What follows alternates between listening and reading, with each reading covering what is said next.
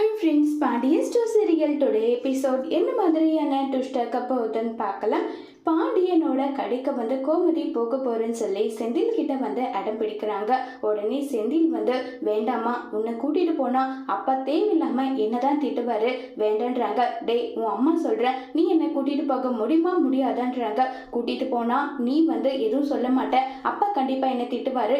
அப்படி ஒருவேளை உன்னை நான் கூட்டிட்டு போலனா நீ என்ன திட்டுவ, என்னதான் பண்றது, நான் கூட்டிட்டு போறேன்னு சொல்லிட்டு இப்ப அங்கிருந்து கிளம்பி போறாங்க.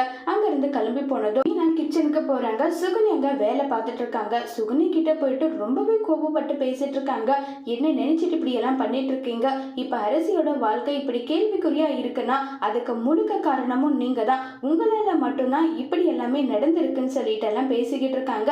என்ன உன் இஷ்டத்துக்கு என் மேல பழி போடுற, நிஜமாவே உங்களுக்கு என்ன நடந்ததுன்னு தெரியாது, நீங்க அரசிய கூட்டிட்டு போன விஷயம் எல்லாம் எனக்கு தெரியாதா, அப்படின்னா என்ன நீ அரசு கிட்ட பேசிட்டு இருந்தியா, நான் அரசு கிட்ட பேசுற இல்ல, தப்பாற்பட்ட விஷயம், இப்படி ஒரு விஷயத்தை வச்சு பிளாக்மெயில் குமார பண்றான்னு தெரிஞ்சா அடுத்த நிமிஷம் என்ன பண்ணிருக்கணும், வீட்டுல இருக்கவங்க கிட்ட சொல்லிருக்கணும், அதை விட்டுட்டு இப்படி பண்ணிருக்கீங்க, இது எல்லாம் தப்பு கிடையாதா, அவளோட வாழ்க்கையை ஒட்டுமொத்தமா அழிச்சிட்டீங்க, இத்தோட வீட்டுக்கோங்க, இதுக்கு மேல ஏதாவது ஒண்ணு பண்ணீங்க கண்டிப்பா நான் பார்த்துட்டு சும்மா இருக்க மாட்டேன், வீட்டுல இருக்க எல்லார்கிட்டையும் நான் சொல்லிடுவேன்னு சொல்லிட்டு ரொம்பவே கோவப்பட்டு பேசிட்டு இருக்காங்க மீனா. இதை கேட்ட சுகன்யா மிரண்டு போறாங்க. அடுத்ததான் நம்ம பாண்டியன் அங்க உட்கார்ந்துட்டு இருக்காங்க கடையில. அந்த இடத்துல கோமதியை பார்த்துட்டு பாண்டியன் கோவப்படுறாங்க. என்ன நீ எதுக்காக இங்க ஒழுங்கா இங்க இருந்து போன்றாங்க.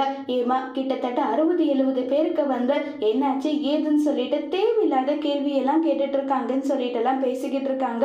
இங்க பாருங்க, நீங்களும் தான் பெத்தீங்க, நானும் தான் பெத்தேன், 5 பிள்ளையே பெற்றோம், அவ இப்படி பண்ணிட்டா, அதுக்காக சோர்ந்து போய் உட்கார்ந்துட்டு இருந்தா வேலைக்கு ஆகுமான்னு சொல்லிட்டு எவ்வளவோ சமாதானப்படுத்தணும்னு பார்த்தாலும் அது எதுக்குமே ரியாக்ட் பண்ணாம பாண்டியன் திட்டுறாங்க.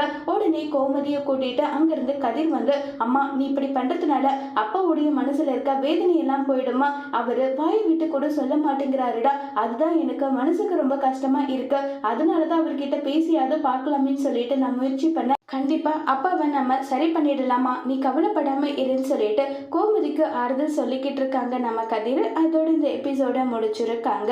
இனி வரப்போற எபிசோட்ல என்ன மாதிரியான ட்விஸ்ட் எல்லாம் இருக்க போகுதுங்கிறத வெயிட் பண்ணி பார்க்கலாம். தேங்க்யூ.